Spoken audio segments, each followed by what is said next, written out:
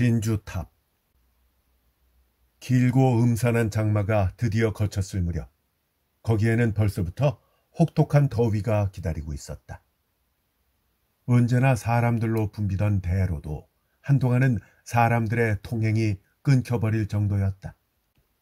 그런 한낮의 고요함에서 점차 도회지의 소란스러움으로 돌아가고 있던 어느 저물역. 소나기처럼 시끄러운 매미 소리에 휩싸인 우에노 숲을 지나서 나는 오랜만에 사쿠라기초에 살고 있는 친구 하시모토 비인을 찾아갔다. 친한 사이였기 때문에 대문에서 사람을 부르지 않고 바로 그의 서재 겸 응접 질문을 두드린 뒤 안으로 들어갔다. 그는 책상에 앉아서 무엇인가를 생각하고 있었는데 내가 기척을 내자 입구 쪽으로 고개를 틀면서 왔어? 오랜만이네. 자, 여기 앉아. 낮에는 더워서 도저히 나다닐 수가 없네. 하지만 우에노의 숲은 나쁘지 않던데? 우에노라니까 생각났는데 이번 전람회에 나온 진주탑 말이야. 친구는 선풍기를 내 쪽으로 돌리면서 뭐 특별한 얘기 들은 거 없어? 아니, 여러 가지 평판은 들었는데 뭐 특별한 얘기는 듣지 못했네. 무슨 사건이라도 있었어? 내가 이렇게 묻자 친구는 말없이 몇 장의 명함을 내게 건네주었다. 한 장은 경찰청 다카다 경감의 명함이었는데 동양 진주상의 사장님 시모무라 도요조 씨가 귀하에게 의뢰하고 싶은 건이 있어서 찾아뵙는다고 하니까 잘 부탁드립니다. 라고 적혀 있었다. 또 다른 한 장은 동양 진주상회 사장 시모무라 도요조 씨의 명함이었다. 그리고 나머지 한 장은 같은 회사의 제작부 주임인 사세 류노스케의 명함이었다. 여기 이 두 사람이 조금 전에 날 찾아왔었다고 하대. 내가 보기를 마칠 때까지 기다렸다가 친구가 말했다. 마침 내가 집에 없었기 때문에 다음에 다시 오겠다고 말하고 돌아갔다고 하더군. 작년 도쿄에서 모 박람회가 열렸을 때 그중 한 개 부스에 유명한 M 진주점이 수십만 원에 달하는 진주탑 하나를 출품해서 세상을 놀라게 한 일이 있었다. 그런데 이번 달부터 모모성 주최로 미술공예품 전람회가 우에노 다케노다이에서 개최되었다. 그리고 이번 전람회에는 최근 M 진주점에 대항해서 드디어 두각을 나타내기 시작한 동양 진주상회가 작년에 M 상점이 출품한 작품을 훨씬 능가하는 화려한 진주탑을 출품했다. 내가 본 바에 의하면 탑의 높이는 약 1m. 유명한 야마토 야쿠지지 절의 동탑을 본뜬 것이라고 하는데 3층 탑이지만 차양 모양의 지붕이 얹어져 있어서 언뜻 보기에는 6층 탑처럼 보인다.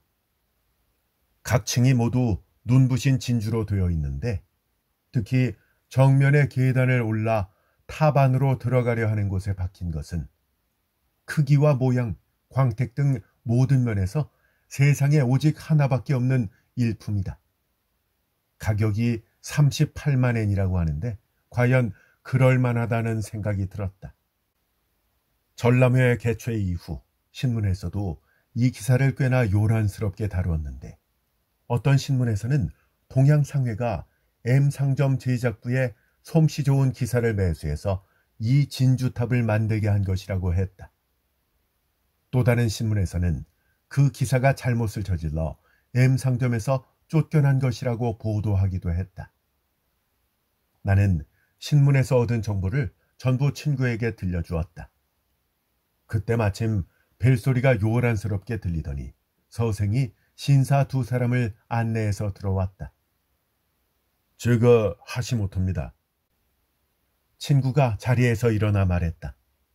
그리고 이 사람은 제 친구인 오카다입니다. 소개가 늦었습니다. 라고 50대로 보이는 붉은 얼굴에 뚱뚱하게 살이 찐 신사가 정중하게 인사를 했다. 저는 시모무라입니다. 저는 사세라고 합니다. 바로 옆에서 서른을 조금 넘긴 듯하고 머리를 깔끔하게 빗어넘긴 하얀 피부에 키가 큰 신사가 말했다. 친구는 의자를 권했다. 날이 많이 더워졌네요. 근데 용건은... 그러니까 그게 아주 비밀스러운 일이라서요. 상회의 사장이 땀을 훔치며 말했다. 그 점에 대해서는 걱정하실 필요가 없어요. 제 친구 오카다는 언제나 나와 함께 일하는 사람이거든요. 저와 다를 바 없는 사람이니까 걱정하지 않으셔도 됩니다. 아, 그런가요? 라고 상회의 사장이 잠시 마음을 가라앉힌 뒤, 사실은 말입니다. 이번에 저희 회사가 모모성에서 주최한 전람회에 진주탑을 출품했거든요. 근데 그 진주탑과 관련해서 참으로 이상한 일이 일어났어요. 그래서 바로 경찰청과 상의를 했더니 거기서 그런 일이라면 오히려 당신에게 부탁하는 편이 좋을 것이라고 하더군요. 그래서 참으로 신뢰되는 줄 알면서도 이렇게 의뢰를 하러 온 겁니다. 신문에서는 여러 가지로 떠들고 있지만 특별히 저한테 M 상사에 대항하겠다는 생각은 없었어요. 단지 저는 원래부터 이런 걸 좋아했기 때문에 동양 특유의 공예품으로 외국인에게도 자랑할 만한 것을 만들어야 되겠다 하고 예전부터 고심을 하고 있었죠. 그러던 차에 다행스럽게도 그 방면에 비범한 솜씨를 가지고 있는 사세군이 와준 겁니다. 그래서 오늘날 인구에 회자되고 있는 바로 그 물건을 만들게 된 것이죠. 진주탑 말입니다. 상회 사장의 이야기는 다음과 같은 것이었다. 6월 20일에 전람회가 시작되었고 그로부터 한 4, 5일쯤 지났을 무렵에 마침 진주탑에 대한 세상의 관심이 정점에 달했을 때의 일이었다. 상회로 손님 둘이 찾아왔다고 한다. 한 사람은 외국인인데 미국의 부호로 동양미술품 수집가인 맥컬리라는 사람이었다. 또 한 사람은 언뜻 외국인이 아닐까 싶을 정도로 당당한 체구의 일본 신사였다. 그가 유명한 국회의원 하나노 시게루라고 적힌 명함을 내밀어 상회 주인을 놀라게 했다. 맥컬리는 일본어를 전혀 모르는 듯 했고 그 일본 신사가 유창한 영어로 통역을 했다고 한다. 용건은 머지않아 딸이 결혼을 하기 때문에 7월 10일 무렵에 기선으로 돌아갈 예정인데 그 선물로 진주탑을 주고 싶다는 것이다. 그런데 가격도 비싸고 또 전람회 중에 가지고 갈 수도 없는 일이니까 2주일 안에 10만 엔 정도로 그 모조품을 만들어 줄 수 없겠냐라고 했다는 것이다. 상회 주인은 사세의 기사와 상의한 끝에 8만 엔에 그 일을 수락했다고 한다. 일본 신사가 어느 정도로까지 똑같이 만들 수 있느냐라고 묻기에 사세 기사가 아무래도 품질이 떨어지기 때문에 전문가의 눈까지 속일 수는 없겠지만 일반인들이 보기에는 진품과 거의 구별이 가지 않을 정도로 만들 수 있다라고 대답했다. 그러자 그 자리에서 계약금으로 2만 엔을 내고 기한을 어기거나 진품과 비슷하지 않을 경우에는 계약을 파기하겠다는 조건으로 돌아갔다고 한다. 그 후 사세는 2주일 동안 그것의 제작에 전념해서 마침내 물건을 완성했다. 그 사이에 기한에 관한 문제로 하나노 씨로부터 한 번 전화가 왔었고 상회 쪽에서도 한 번 전화를 했지만 자리에 없었다고 한다. 약속한 날이 되자 하나노 씨가 한 걸음에 달려와서 물건을 살펴본 뒤 크게 만족하고 바로 잔금을 치른 다음 자동차로 돌아갔다. 이렇게 해서 이번 일은 무사히 끝난 셈인데 그로부터 2, 3일이 지난 오늘 아침 사세가 전람회장에 가서 변함없이 자신의 제작품에 많은 사람들이 모여있는 것을 보고 만족해하면서 어깨 너머로 진주탑을 언뜻 보고는 앗! 하며 자신도 모르게 얼굴빛이 바뀌었다는 것이다. 오늘 아침에는 정말 놀랐어요. 사세가 입을 열었다. 저도 모르게 사람들 틈을 비집고 안으로 다가갔어요. 앞으로 다가가서 자세히 살펴보니 언뜻 보고 직감한 것처럼 진주탑은 어느 틈엔가 모조품과 뒤바뀌어 있었다. 일반인의 눈에는 전혀 구분이 되지 않을지도 모르겠지만은 틀림없는 증거로 사실 제가 모조품을 만들 때 진주 숫자가 부족해가 어쩔 수 없이 흠집이 있는 걸 하나 사용할 수밖에 없었거든요. 그래가 차양 밑에 눈에 잘 띄지 않는 곳에 박아두었었어요. 정말입니다. 저도 그 차양 밑에 있는 진주에 대한 이야기를 듣기 전까지는 바뀌었다는 사실을 도저히 믿을 수가 없었거든요. 상회의 사장이 이렇게 참견을 했다. 사세는 바로 상회 사장을 불러서 경비가 있는 곳으로 갔다. 귀중품만 있는 곳이었기 때문에 밤에는 특별히 두 사람이서 교대로 불침번을 서게 되어 있었던 것이다. 처음에 경비는 좀처럼 입을 열려 하지 않았지만 집요하게 캐묻자 결국은 자백을 했다. 이틀쯤 전날 밤에 쨍그랑하고 유리 깨지는 소리가 들려서 깜짝 놀란 두 사람이 경비실 밖으로 뛰쳐나가 보니까 한 수상한 사람이 채광을 위한 창을 넘어서 막 도망치려던 참이었다. 그 중에 유리창 중 하나를 떨어뜨린 것이다. 급히 서둘러 입구를 열고 밖으로 나갔을 때는 그자는 이미 도망을 치고 난 뒤였다. 장내를 살펴보니까 어느 틈엔가 진주탑이 상자 밖으로 꺼내져서 선반에서 1미터쯤 떨어진 곳에 놓여 있었다. 하지만 그 외에는 아무런 피해도 없었기 때문에 둘이 입을 맞춰서 탑을 상자 안으로 돌려놓고 창문은 바람에 떨어진 것으로 하고 모르는 척하기로 했던 것이다. 다시 말해서 경비들은 도적이 미수에 그친 것이라고 생각했지만 사실 그것은 진품을 이미 꺼낸 뒤에 모조품을 옮겨 놓으려다가 발각된 것이었다. 그래서 두 사람은 전람의 사무실에 이야기를 하고 다시 경찰청으로 간 것인데 워낙 비밀을 요하는 일이었기 때문에 결국은 경찰의 권유로 하시모토에게 의뢰를 하게 된 것이었다. 평소 진열장의 열쇠는 누가 가지고 있나요? 친구가 이야기를 다 듣고 물었다. 2개가 있는데 하나는 경비들이 또 다른 하나는 제가 가지고 있어요. 사세가 대답했다. 진주탑의 무게는 어느 정도나 됩니까? 한 13kg쯤 됩니다. 대리석 받침이 있으니까요. 정말 이상한 사건이로군요. 좋습니다. 일단 맞기로 하죠.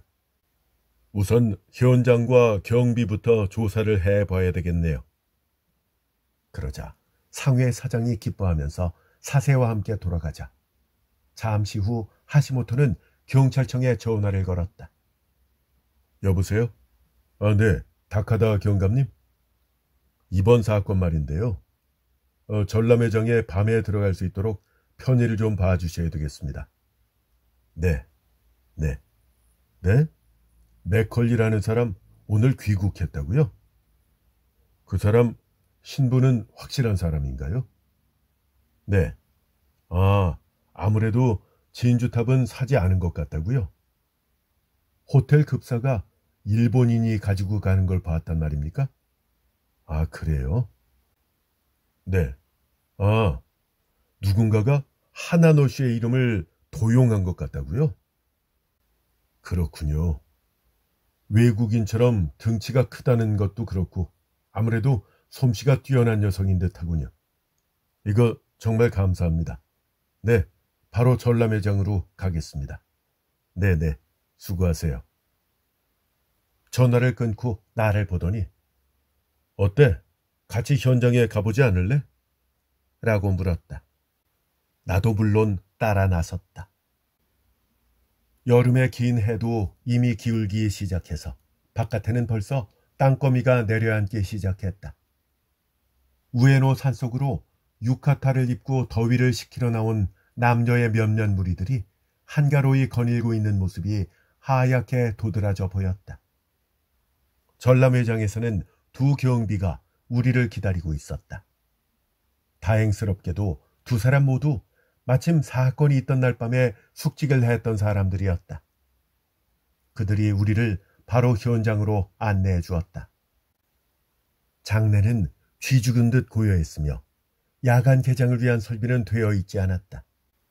그래서 넓은 회장의 천장 겨우 두 곳에서 희미하고 어두운 전등이 둔탁한 빛을 나른하게 던지고 있었다.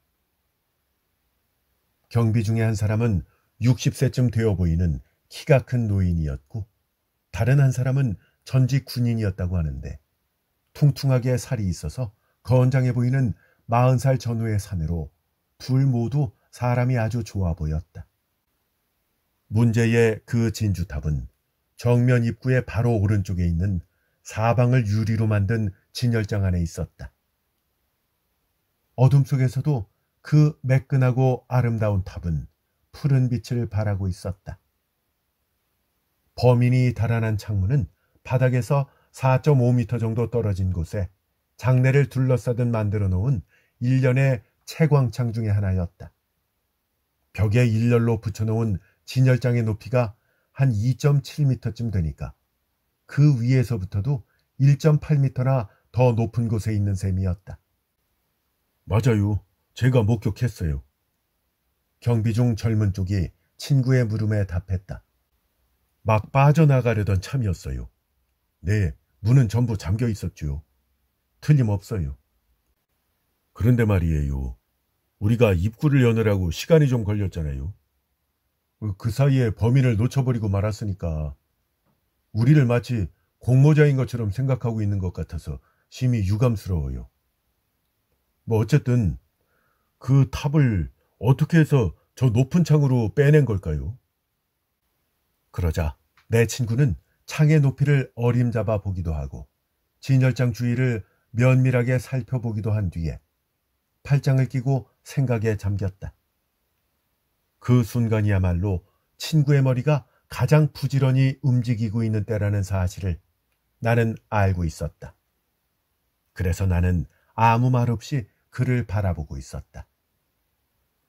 창문이 떨어지는 소리를 듣고 나와 본 것이 틀림없나요? 친구가 갑자기 물었다. 네, 그럼요. 틀림없어요. 파편이 흩어져 있었고요. 그 외에는 유리가 깨진 곳이 없었으니까요. 친구는 다시 깊은 생각에 빠졌다. 잠시 후 무엇인가 떠오른 듯이 경비들에게 인사를 하고 회장 밖으로 나왔다. 야마시타에 있는 기쿠야에서 저녁을 먹은 다음 친구는 간다로 가보자고 했다. 나는 친구의 말대로 그를 따라갔다. 경비들이 발견을 한 다음 바로 신고를 하지 않았기 때문에 지문은 물론이고 증거가 될 만한 게 아무것도 없어. 길을 가며 친구가 말했다. 경비들은 범인이 아닌 것 같아. 우리는 진보초 정류장에서 내렸다. 그 부근에 미로와도 같은 골목길을 이리저리 한 200~300m쯤 걸어서 어떤 건물 앞에 다다랐다. 그는 거기 멈춰 서서 갑자기 그곳의 초인종을 눌렀다. 내가 놀라서 문패를 보니까 하나노 시게루라고 적혀 있었다. 어떤 사람이 나오자 하시모토는 하나노 씨를 만나고 싶다고 말했다. 그러자 집에서 나온 남자는 선생님은 지금 여행 중이시라며 무뚝뚝하게 말했다. 저도 신문에서 읽어서 그렇게 알고 있었습니다만 하고 내 친구 하시모토가 말했다. 꼭 청하고 싶은 일이 있어서 어떻게 해야 좋을지 몰랐었는데 오래전에 외국에서 만난 적이 있었던 지금은 잠깐 성함을 잊어버렸는데요. 그분을 오늘 아침에 전차에서 만났어요. 근데 하나노 씨와 아는 사이라면서 선생님은 댁에 계실 거라고 말씀하시더군요. 그러자 그 사람이 집안에 있는 사람을 돌아보며 그래요? 누구지? 라며 말했다. 외국에서 만났다면 다무라 씨가 아닐까? 하지만 그 사람이라면 선생님이 안 계시다는 사실을 알고 있을 텐데 라고 덧붙였다. 키가 크고 언뜻 외국인처럼 보이는 분입니다만. 그럼 다무라 씨로군요. 어째서 그런 소리를 한 걸까요? 다무라 씨는 지금 어디 계십니까? 틈을 주지 않고 하시모토가 물었다. 그러자 그 사람이 수루가다이에 있는 호메이칸에 계실 겁니다. 라며 이상하다는 듯이 대답했다. 그러자 친구는 고맙다는 인사를 하고 밖으로 나왔다. 발걸음은 자연스럽게 수루가다이로 향했다. 최근에 증축한 호메이칸은 이 부근에서 가장 좋은 여관이었다. 다행인지 불행인지 다무라는 거기에 있었다. 저 맥컬리라는 분의 부탁으로 왔습니다만 이라며 친구가 명함을 내밀었다. 우리는 그의 방으로 안내되었다. 하시모토가 그려낸 인상착의에 따라서 찾아낸 그 사람은 하시모토가 그려낸 인상 그대로였다. 여유 있는 모습으로 우리 앞에 모습을 드러냈다. 저 실례지만 다무라 씨, 사실 전 이런 직업을 가진 사람이에요. 라고 말하고 명함을 건네주었다. 아무것도 숨기지 말아 주셨으면 합니다. 그렇지 않으면 저희는 당신을 신분 사칭과 어쩌면 사기 취재로 고발할지도 몰라요. 그러자 다무라 씨는 얼굴이 창백해지기도 하고 화를 내보기도 하다가 결국은 포기한 듯이 다음과 같은 이야기를 들려주었다. 그는 맥컬리에게 접근해서 한 미천 뽑아보려고 했다고 한다. 그런데 마침 맥컬리가 진주탑을 갖고 싶어 했기에 옳았구나 싶어서 상회에 모조품을 만들게 해서 팔려 했다. 하지만 맥컬리가 눈치를 챘기 때문에 어쩔 수 없이 집으로 가져갔다고 한다. 하지만 8만 엔이나 억지로 끌어들여 만들게 했기 때문에 이제 남은 것은 야반 도주를 하는 방법밖에 없다고 각오를 하고 있었는데 어떤 이상한 사람이 찾아와서 그것을 사갔다고 한다. 그 사람은 맥컬리의 소개로 왔다고 했는데 결국에는 7만 엔에 그것을 사갔다고 한다. 그 사람에 대해서 자세히 묻자 검은 안경을 낀 키가 커다란 사내다. 등이 약간 구부정하고 턱수염을 길렀다. 목소리를 어디선가 들은 기억이 있는 듯한 사람이었지만 역시 처음 보는 사람이었다. 약간 이상한 점도 있었지만 목구멍이 포도청이니까 만엔을 손해를 보고 넘겨주었다. 이번에 당신들이 고발을 한다면 더 이상 할 말이 없다. 라고 덧붙였다. 아니, 저는 당신을 고발하는 위치에 있는 사람이 아니에요. 지금 들려주신 말씀에 거짓이 없다면 특별히 이를 들쑤시고 다닐 필요는 없어요. 라고 친구가 말했다. 그러자 그 남자가 맹세컨대 절대로 거짓말이 아니라고 강조했다. 호메이칸을 나와서 수루가다이 쪽으로 접어들 무렵 마침 그곳에 있는 커다란 시계가 10시를 울리기 시작했다. 여기까지 기껏 더듬어온 실마리가 다시 새로이 등장한 정체불명의 매수인에 의해서 뚝 끊겨버렸다. 그것은 틀림없이 친구에게 커다란 타격이었을 테지만 그렇게 낙담하는 모습도 보이지 않았다. 우리는 거기서 헤어졌다. 이튿날 오후 하시모토에게 전화가 와서 집으로 가는 길에 들르라고 하기에 나는 일을 마치고 바로 그를 찾아갔다. 왔어? 사실은 6시에 그 사세씨 알지? 그러니까 그 상회 기사 말이야. 그 사람이 오기로 되어 있거든.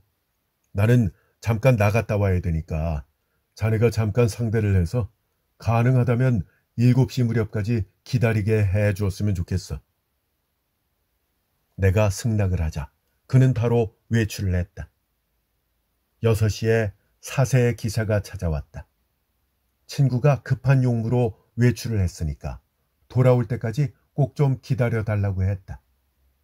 그러자 그는 약간 싫은 표정을 지으며 자리에 앉았다. 하시모토 씨는 어느 정도 단서를 잡으셨나요? 글쎄요.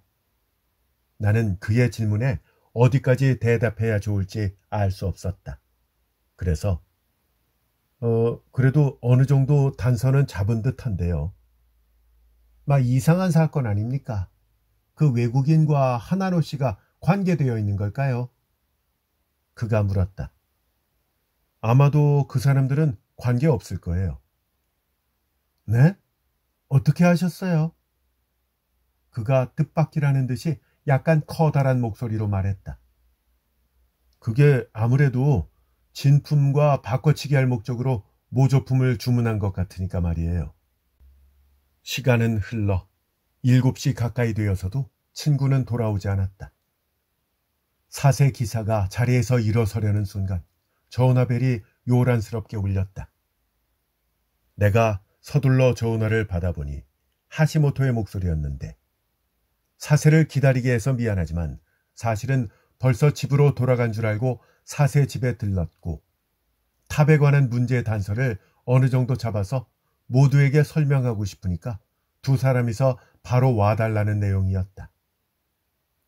사세의 집은 스키지바시 근처 강변의 주택가에 있었는데 우리가 들어간 곳은 서양식 건물의 널따란 응접실로 장식이 달린 전등이 휘황찬란하게 주위의 고급스러운 가구들을 비추고 있었다. 함께 부른 것인지 방 안에는 상회의 시모무라 사장과 다카다 경감도 와 있었다. 사세씨, 일단 미안합니다. 모두가 자리를 잡고 앉자 하시모토가 입을 열었다. 특히 허락도 받지 않고 여러분을 이곳으로 모신 것을 너무 기분 나쁘게 생각하지 마시기 바랍니다. 사실은 진주탑이 숨겨져 있는 곳을 알아냈어요. 아, 그래요? 어디에 있습니까? 상회 사장과 기사 그리고 내가 거의 동시에 외쳤다. 네, 바로 보여드리죠. 라고 말하며 그가 벽의 아랫부분에 가로로 된 판자의 일부분에 손을 가져갔다. 그러자 놀랍게도 곧 벽이 열리더니 그 안에서 찬란한 진주탑이 반짝이고 있었다.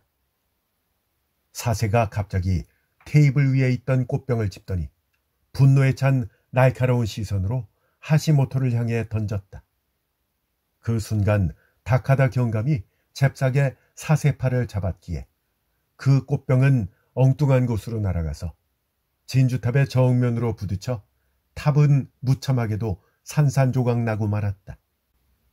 사장의 얼굴이 순식간에 하얗게 질려버리고 말았다. 그때 하시모토의 우렁찬 목소리가 울려 퍼졌다. 아니요, 걱정하실 거 없습니다.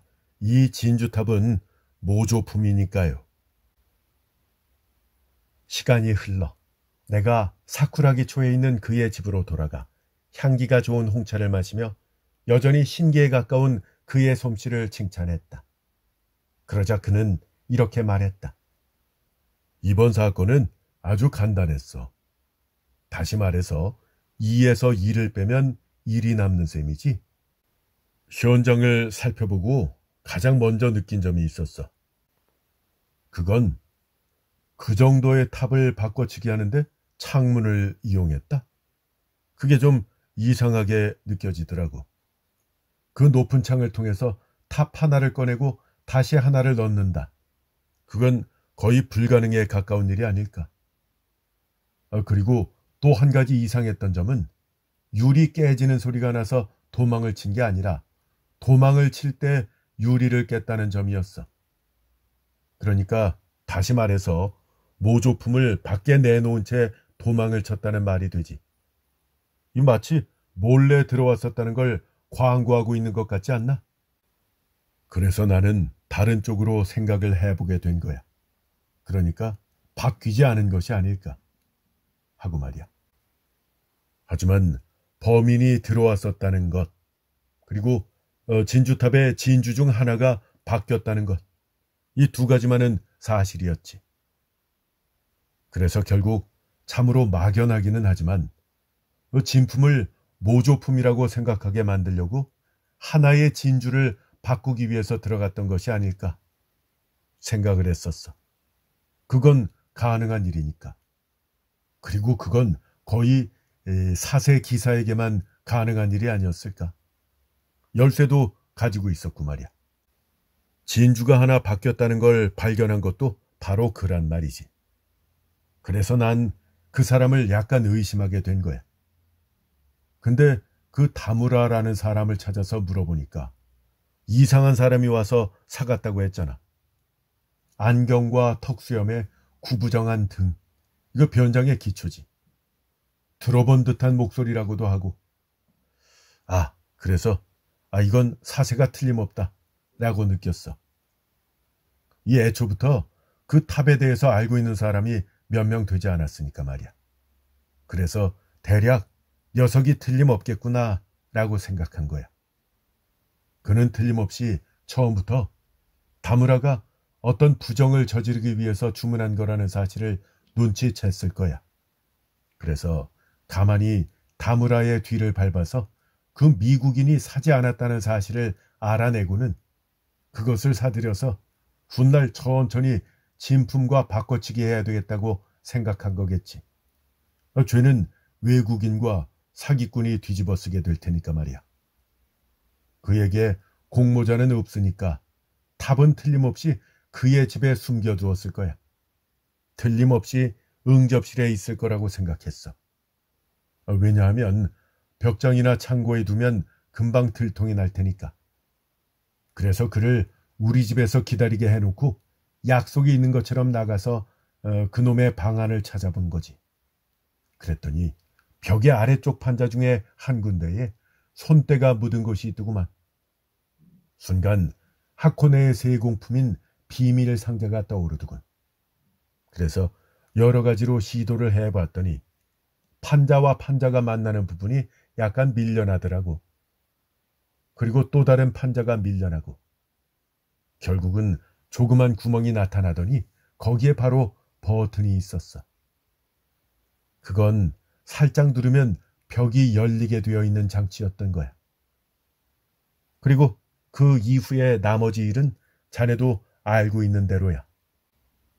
하시모토는 이렇게 담담하게 말을 마쳤다.